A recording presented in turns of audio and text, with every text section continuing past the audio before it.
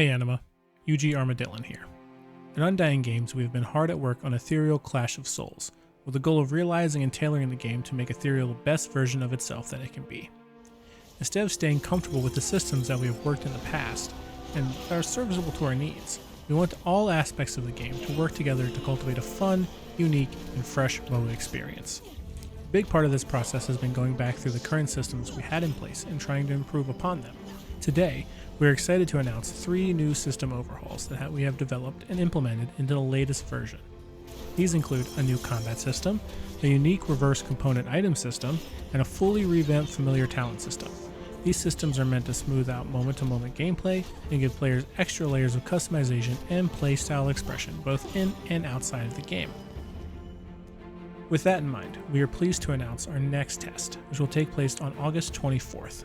This will be a one-day only test where we're focused heavily on these 3 new systems and their impact on the game. Now let's get to the details of what you can expect. First, let's talk about the new combat system. In previous versions of Ethereal, we had implemented a prediction system, where players would perform an action and the server would respond and update itself so that all players would see which actions were performed. This type of system is excellent for certain genres such as first-person shooters, in the case of a MOBA where different actions are performed by multiple players all at once. This system can cause visual issues with gameplay actions not matching what you see on your screen. While the responsiveness of this system is good in theory, we have noticed in practice and throughout feedback that does not line up with what we want Ethereal to be. We know that visual and audio feedback is what can make or break the player experience in a multiplayer game, which is why the main priority was to develop a new way of processing player actions in-game. The result was our new combat system, which requires actions be confirmed and processed by the server before actions resolve in-game, instead of waiting for the server to respond to the action after it happened. This means that all players will see animations, hear audio cues, take and receive damage at the same time. Now you can expect all player actions to be clearly represented throughout the entire match. This was the biggest request made by the community, and it was thanks to your feedback that we were able to hone in on this key feature. Now I'm going to pass it over to UG Skifter, and he's going to go over the new item system and the new familiar systems.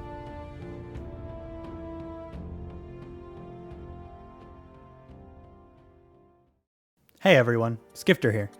Next, let's talk about our new item system. Because we know that items are such a core part of the MOBA experience, we took many different factors into consideration when designing the reverse component item system. We asked ourselves questions such as, do your current items feel impactful and meaningful to the way you play the game? Can we find ways to make builds feel more like an empowering identity? Can we improve the way that players achieve and utilize their power spikes? Can we implement a system that allows items to feel more versatile? Can we make counter building feel less like a chore? Is there a way we can integrate active items without requiring them? After months of asking ourselves these types of questions, we are happy to announce that we have come up with a system that really gives power to both new and veteran MOBA players in an intuitive, accessible, and unique way. When you get into game, you will notice that all items in the store are relatively inexpensive. When you purchase an item, you will see a very minimal increase in your stats depending on which item you purchased, and you will immediately get the benefits of an innate passive. These passives, while not game-changing or incredibly powerful, help define each item's purpose. Players can confidently know what playstyle they are building towards through the various innate and completed passives. Players will also notice 4 empty sockets that appear when they purchase an item, and an additional passive that is not immediately available. These 4 empty sockets are filled with a new purchasable component that we are adding to Ethereal, gems. There are 12 types of gems in total, each corresponding to different base stats we have in the game. When you purchase an item, you will be presented with the option to purchase gems that match the base stats on the item. However, you will not be able to purchase gems with stats that are not on the item by default. For example, if you purchase an item that only provides physical power, you will only be able to purchase orange gems to increase its physical power, but you will not be able to buy purple gems or green gems to add magical power or health to the item. When 4 total gems of any combination are purchased and socketed into an item, the item will grant players access to its completed passives and provide them with a massive power spike. This is where the reverse component item system really starts to shine. Let's look at an example. One of our new active items is Viper Shuriken, which provides a small amount of physical power, ability haste, attack speed, and an innate passive called Numbness. Numbness states that whenever you land a basic attack on an enemy myth, you slow them for a short duration. From there, you can purchase different gems and build additional physical power, ability haste, or attack speed as desired. Are you playing an ability-based character such as Talos? Extra ability haste gems can allow you to apply pressure and crowd control more often, and the numbness passive can serve as an extra bit of crowd control that was not initially in your kit. Perhaps you're playing characters like Dante or Malaya, who have already invested in other items that augment their basic attacks. Attack speed gems will not only complement your chosen myth's inherent playstyle, but also the rest of your build. No matter how you choose to augment this item, socketing 4 gems onto it grants you access to the completed passive, Slippery Slippery Snake. This turns Viper Shuriken into an active item, which upon activation removes all crowd control effects from your myth and provides additional attack speed for a short duration.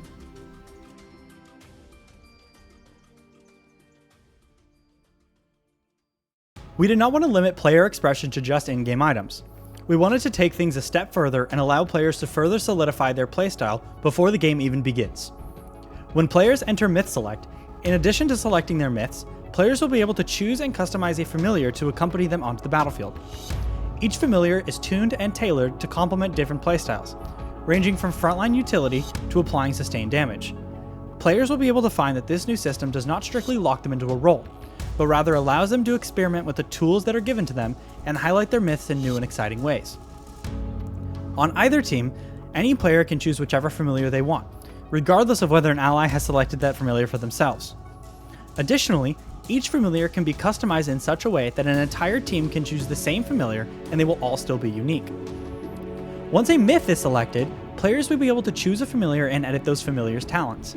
Talents are broken up into 2 categories: active talents, which define each familiar's purpose in a match, and passive talents, which grant the players additional stats and bonuses that highlight the true potential of each familiar.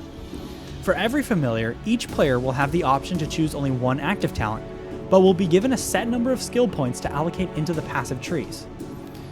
Certain talents may require multiple skill points to see the full benefit, while others may require specific talents to be fully unlocked before players can access that part of the branching skill tree. The active talents will give players access to a powerful active effect in-game, similar to what was previously in the game. As an example, let's look at a returning familiar, Rat Assassin. This familiar focuses on rewarding physical damage dealers that knows how to seize opportunity and control the fights to be in their favor. One of Rat Assassin's primary talents is an active called Rat Stab, which is a targeted spell that deals damage and slows the target for a short period.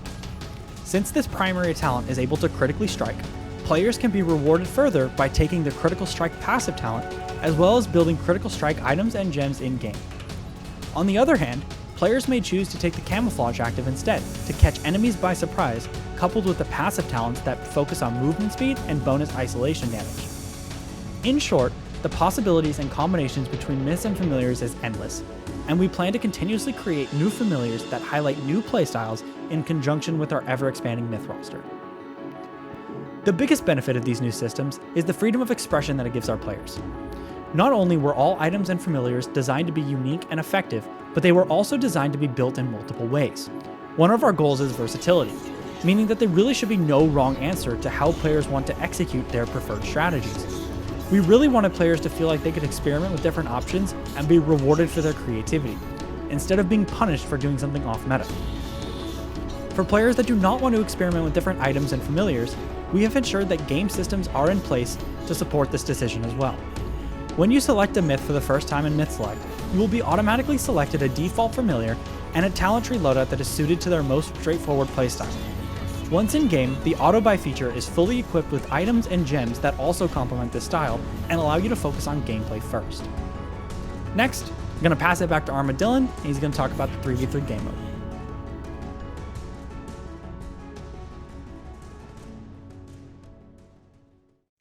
Hi again.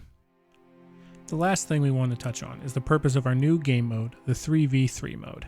Instead of the deep jungles, frostbitten peaks, and scorching grounds of Elysium, this new mode takes place in the deserts of Heka, where elders are surrounded by monumental temples built for deities and a refreshing oasis where stronger minions of the world lay dormant. The core game mode of Ethereal will always be the 6v6 mode, but we understand that even for seasoned MOBA players, Ethereal has a lot of unique mechanics and features that can feel overwhelming to learn all at once. We developed our 3v3 mode to help introduce players to what Ethereal has to offer in a more consolidated and fast-paced environment, while keeping the game feeling fresh, interesting, and most importantly, fun to play. As an added bonus, since we only need a total of 6 players to start a match instead of 12, We're expecting shorter queue times and way quicker matches to keep the games going and have players constantly enjoying the heat of the battle. Ethereal has undergone a lot of changes since its unveiling, and a lot of work has been done to help the game reach its greatest potential over the past few years. But at the forefront of these changes were you, our players and our supporters. From all the feedback we received throughout the previous test surveys and social media, we were able to learn what makes Ethereal stand apart in the genre and how it can be fully sculpted into a fun and engaging experience. We're excited to see what the next test and feedback provided from it will lead to the continued development of Ethereal. We look forward to seeing you all in Heka.